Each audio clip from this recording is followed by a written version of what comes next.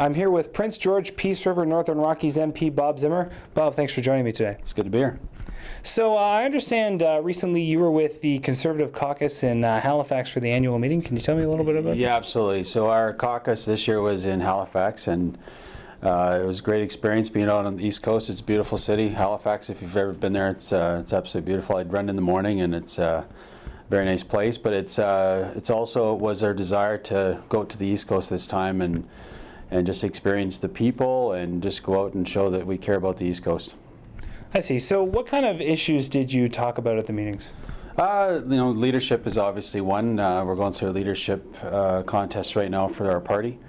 And so some of that, part of that was the conversation of some of the known candidates, but also some of the ones that are likely going to be stepping forward in the next coming weeks. So there's a bit of a discussion around that. We also discussed, where we're going as a party, and I think we definitely want to be back in the government seats, so we make decisions on behalf of the Canadian public. And part of our conversation is what do Canadians want, and how do we get back there? So understanding where we are currently and where we need to be. So are there any issues that you guys have come up with going into the upcoming sitting of the Parliament? Yeah.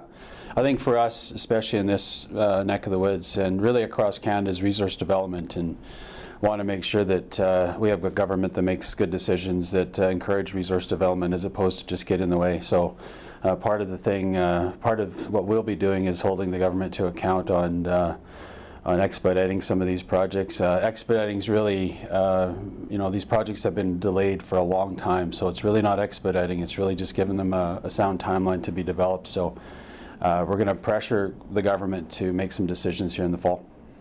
I see. So, maybe you can't get too specific about this, but would that involve projects such as the Pacific Northwest LNG? Absolutely. That's the one I'm going to be asking questions about, and we've been asking all along. And we expect a decision in late September, early October, but we're going to start pushing and continue to push for a positive decision in that light. So we know it's a good project. We know it's an environmentally sound project.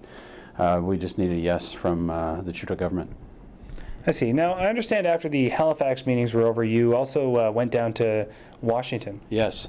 Yeah, as part of my role, I'm co-chair of the Parliamentary Outdoor Caucus, and we represent our hunting and angling traditions in Canada. And I went down to visit the Congressional Sportsmen Caucus.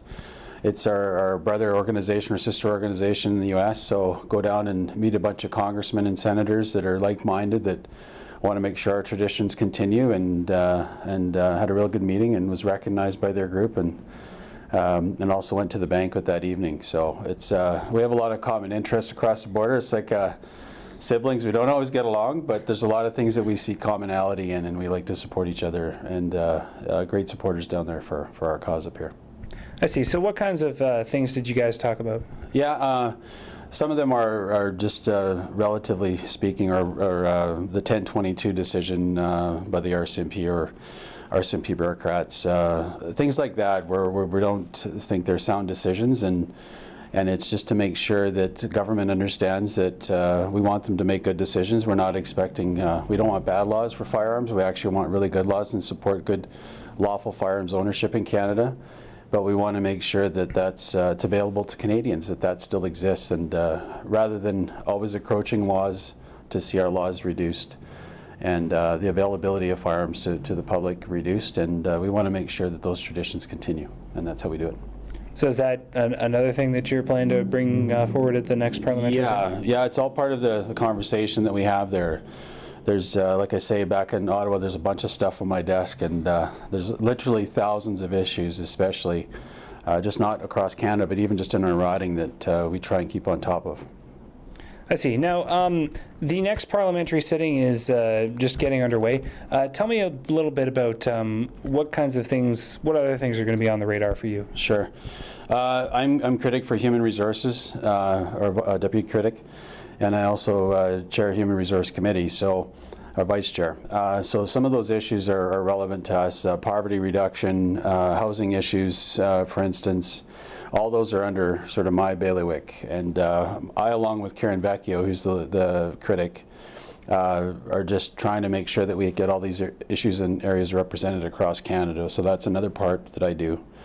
There's really a lot to do. I think the bottom line that we want to hold the government to account is just economics is number one, but also just jobs in Canada for Canadians. We've seen a big hit. There's about 34,000 jobs that were lost. And we want to make sure we do things to correct that and make sure that Canadians have a job to go to and have a roof over their heads and can sustain their families and feed their families. So that's what we're going at in the fall. Okay, well, that's all the time we have. Bob, thanks for joining me today. Yeah, it's been an honor. Thanks for coming and being part of this.